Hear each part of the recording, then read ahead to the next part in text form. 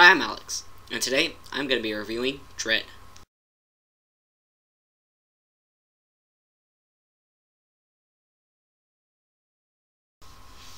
So, Dredd is based on a comic that I have never read before, and I also know that there was a movie based on said comic starring Sylvester Stallone, which, to my knowledge, was one of the worst comic adaptations ever. But, so I was really unsure about what this movie would be, because, you know, I don't really know much about the character. I just don't. And I didn't see the Sylvester Stallone movie. I've seen like videos about it, like Nostalgia Critic or Geekvolution. But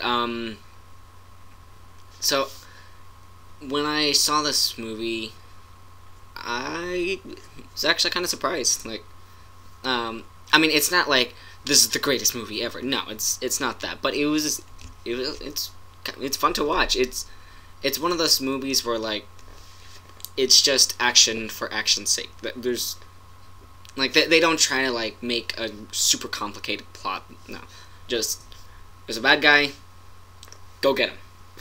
So that's pretty much it. From what I understand in the comics, Judge Dredd never takes his helmet off, and in the Sylvester Stallone movie, he took it off constantly just to show like, hey, it's Sylvester Stallone, it's Sylvester Stallone.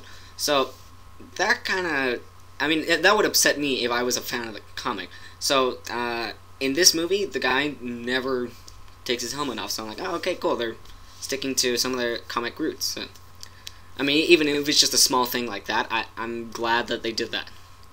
So,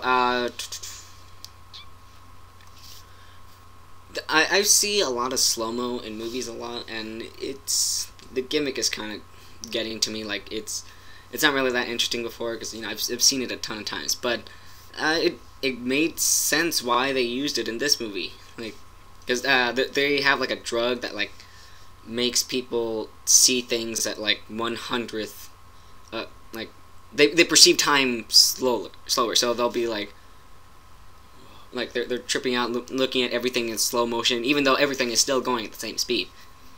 And like they even had scenes where like they'd inject a person with it, and then they throw them off a building, and it's like 100 stories tall. So that so stuff like that was kind of cool. But yeah, overall I thought this movie was really good. I would give it an 8.5 out of 10.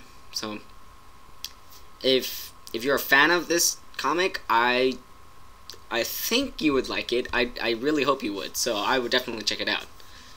Whereas if you're just an action film fan in general, yeah, you're gonna love this. So, yeah, check it out.